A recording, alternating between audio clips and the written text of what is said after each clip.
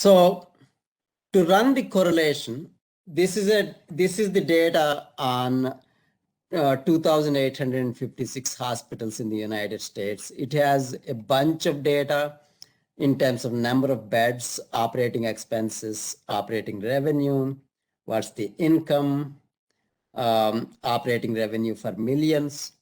So in this data, based on this data, this lessons homework is asking us to compute a few things, a few statistical items, statistical analysis items based on this data. And so this is how we could run the correlation.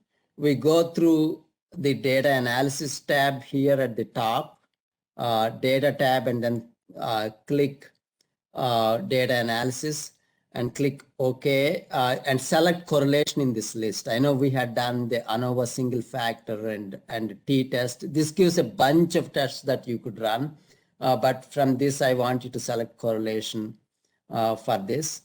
And once you select the correlation, click OK.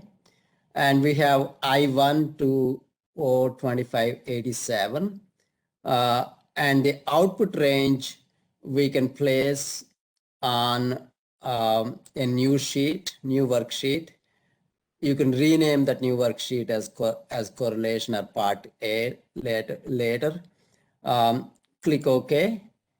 So once you get this correlation, you will find these results. This is what I was talking about in terms of having strong correlations. So for example, if I look at the diagonal, all the diagonals have ones because it's the same variable. Operating expenses in millions would obviously be correlated with operating expenses in millions with 100%. So all the diagonals have one correlation of 1 or 100%. If you look at the number of beds is very much correlated with the operating expenses, and it is also correlated to the number of the operating revenue. So the correlation tells you how strongly two variables are related. So I want you to run this analysis for part A. For part B, what I want you to do is, can someone tell me for part B whether it is number of beds and operating revenues or operating expenses? It's operating revenues in millions. Operating revenues in millions. Okay, that's great. That's great. So for part B, what you could do is you can take the number of beds and then you can take the operating revenues, and you can these using Control C in Excel, go to a new worksheet, place these in another Excel spreadsheet, and here you can also create a new column that says operating revenue in millions, and this is by 1 million. So this way you don't have too many large numbers when you do this. So we have created this operating revenue in millions column. We are basically dividing the operating revenues column by using this B2 by 1 million as the formula. And you know the trick to extend it to all the 2857 rows, right? Can somebody tell me what the trick is? You look at this handle at the lower right corner and just double click it, and it would extend it to all the 2857 rows. So now we have these two columns, number of beds and operating revenue in millions, and we take these two, and I'm only going to take the first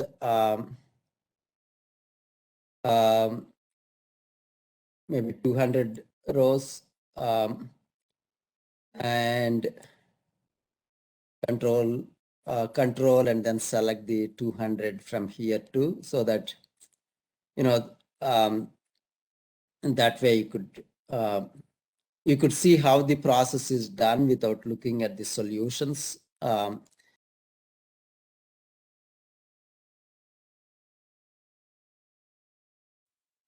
So I got the first 201. So here,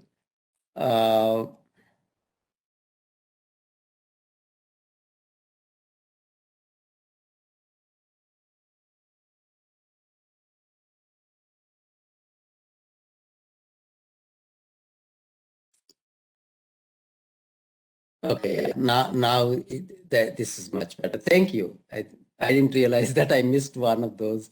So we got this. We got this. In your case, you would select the whole thing. It's easier for you because you can just select that whole column. I'm only showing demoing the first 200 records in here.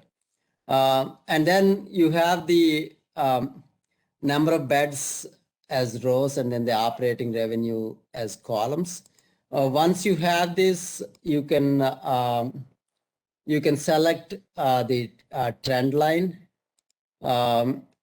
by going into some of these bubbles and right clicking, adding a trend line,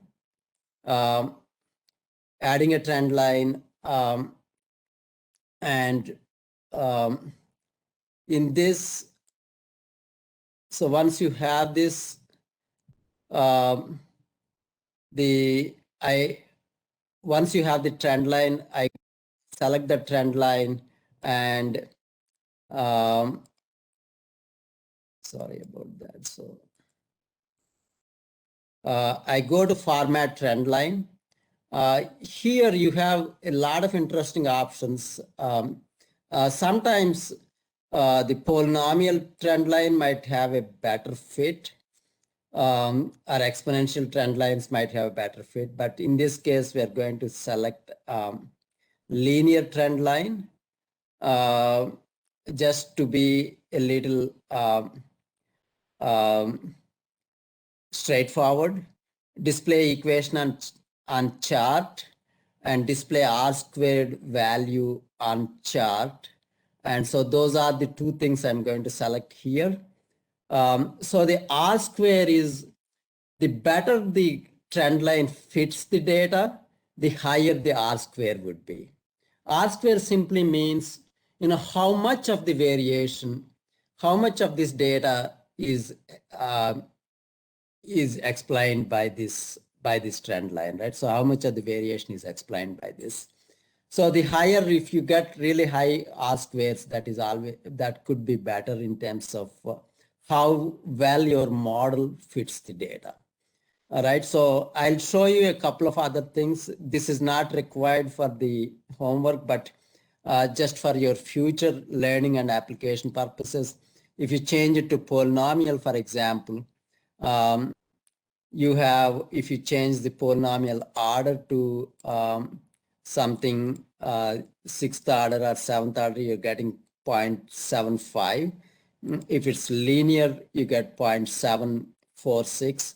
So you get a slightly better fit if you go to polynomial. That may be okay, right? So the if you go to logarithmic, you don't get as much fit. You have only 0.49. So let's stick with linear. What this means is that this linear model really is helpful for me because I can now predict using this equation. If you give me any number of beds, what the operating revenue would be using this equation. In this case, X equals the number of beds and Y equals the operating revenue in millions, right? So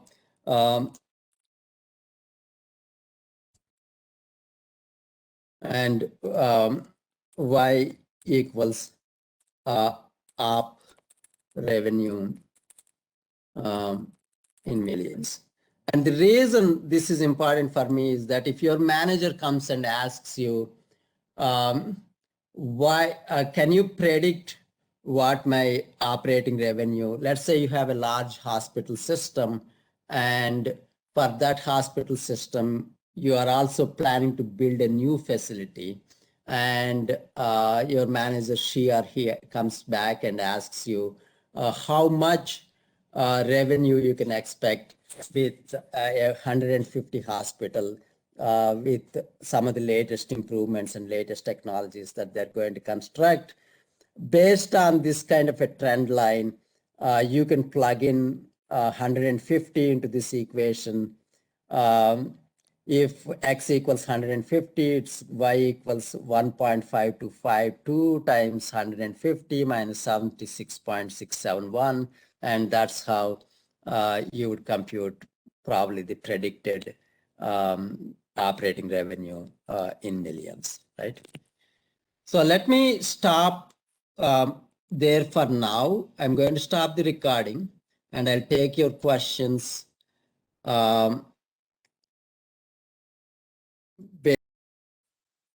All right, so we went through the how to get an equation for number of beds and operating revenue in millions for the first 201 rows.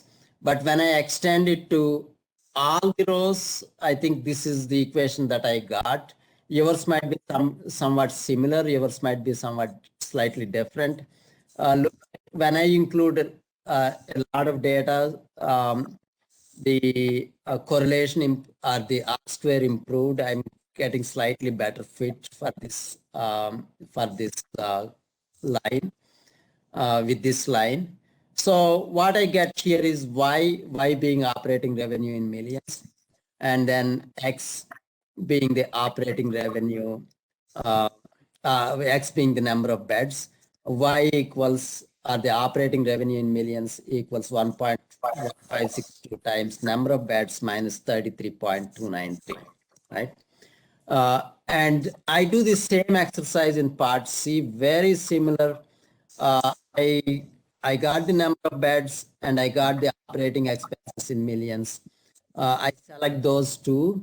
And once I select these two, I go and insert recommended charts. And this recommended charts is, once again, it gives me operating expenses in millions. This one, X and Y, number of beds on X, and Y operating expenses in millions. And if we click OK, we get this kind of a graph.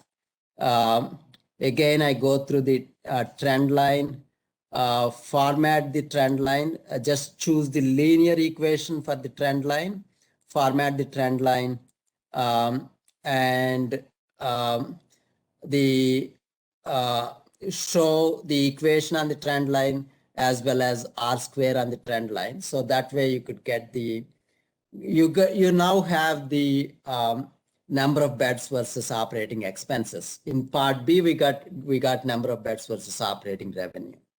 So look at this equation. So operating expenses equals 1.1703 times X, right, times the number of beds, minus 36.09. So now for part B, I do want you to start another worksheet. And in this worksheet, I have the number of beds in column A, and the number of beds, I think I asked you to go until 1,500. You can easily extend this formula. You don't have to type in 0, 50, 100 and like that. So all I did was I put 0 here and I put A2 plus 50 as the formula here. And I extend this until I get 1,500. So that would be just enough. And on top of that, I go through operating revenues. And for the operating revenues, I do have these coefficients stored somewhere.